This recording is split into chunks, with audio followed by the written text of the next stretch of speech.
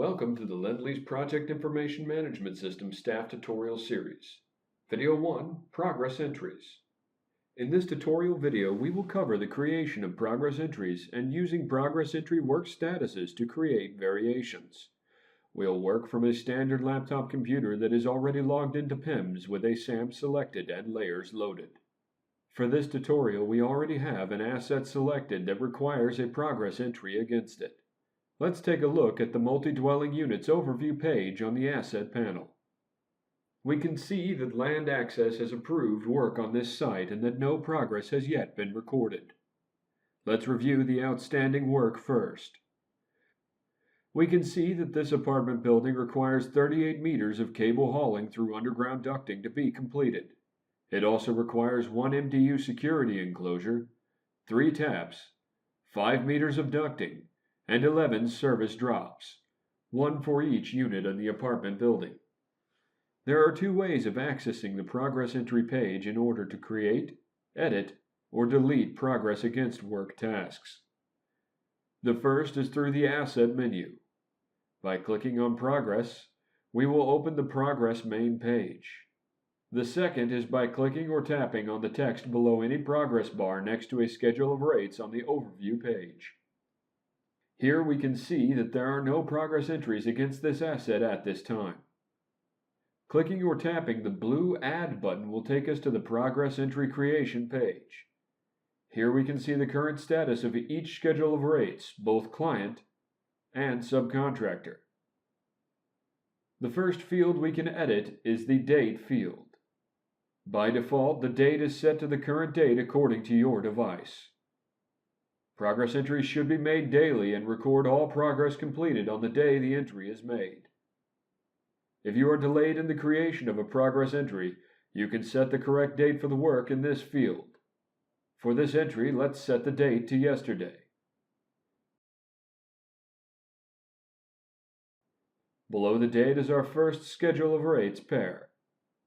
We can see the SOR code, the description, the unit of measure, and claim status. Below these details are 3 locked fields that give us more information about this work.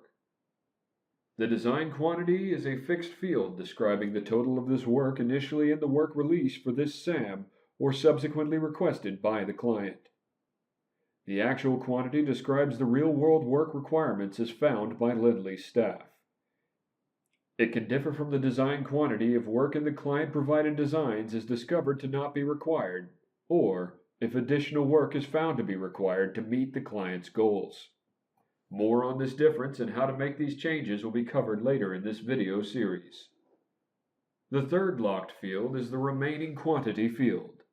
This number is automatically determined by PIMS and informs us at any given point the remaining total of work outstanding against a schedule of rates.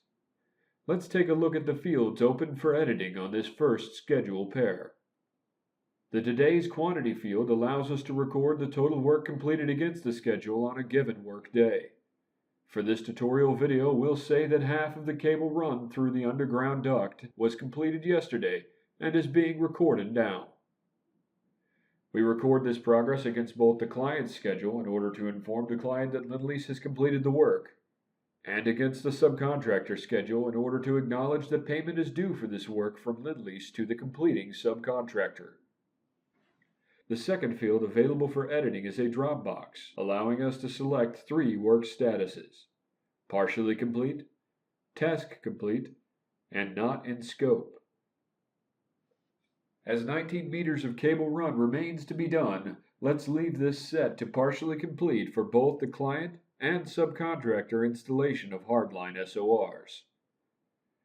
The next work task on our list is the installation of a single multi-dwelling unit security enclosure.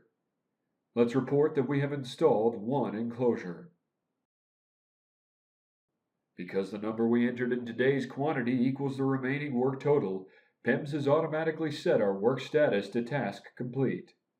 Let's repeat this for the subcontractor schedule of rates.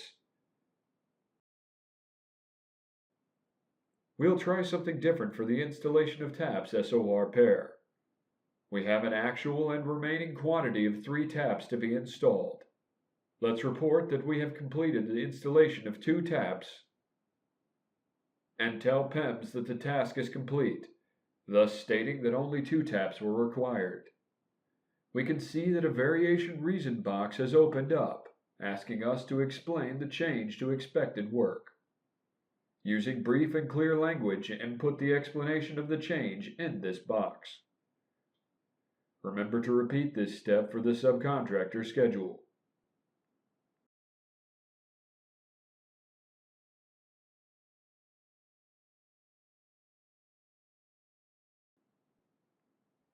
Our next schedule is the installation of coaxial service drops to each of the 11 units in the apartment building. As we haven't completed our cable run, let's leave this work for the next day's progress entry. Our final SOR pair covers the installation of 5 meters of ducting greater than 30 millimeters in width. Let's take a look at that third work status option. Not in scope can be used to report that work is not required. In this case, let's set the work status to not in scope and use our variation reason to report that this work is not required. Remember to always use brief and clear language when filling out your variation reason.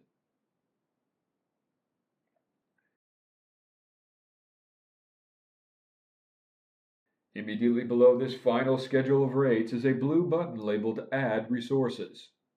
When clicked, if required by your project, this function will allow you to report the use of additional resources such as general labor, additional materials, or additional subcontractors. The resource type field will allow you to report additional detail, and the quantity field will allow you to report a number of used laborers, materials, or subcontractor teams. The notes field can be used to communicate any important details regarding your progress entry, such as work delays or detailed listings of any added resources. The next button you will find is the Add Image button. On a PC or Mac, the Add Image button will allow you to attach a saved image to your progress entry. On mobile devices, you can choose to use your device's camera directly, or upload an image taken with any required geolocational photography app used in your project. We'll cover the Edit and Delete buttons in the second video in this staff tutorial series. For now, let's select Update Asset to update this asset's database entry and save our progress report. Our entry will be saved and we will be taken back to the overview page for this multi-dwelling unit. Let's take a look at how our work listing has changed. We can see that our installation of hardline schedules now have a half-completed progress bar, and the progress text tells us that 19 meters have been completed and 19 remain. Our security enclosure shows complete with a green bar and no remaining quantity text. Our tap schedule has been updated to reflect that only 2 tap installations were required and both are complete.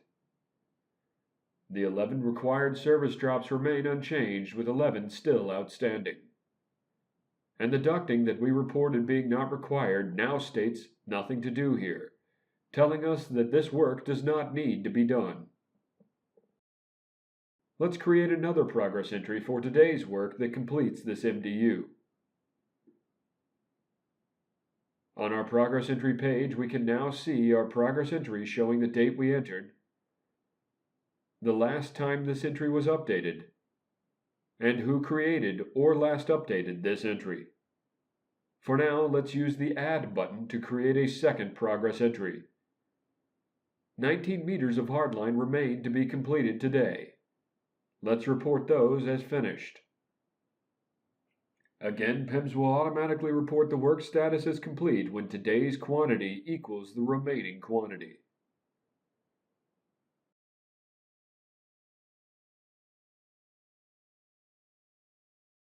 We will also report those service drops as complete. And save our progress entry using the Update button on the bottom of the progress page. Our overview page now shows all the work on this asset as complete or not required.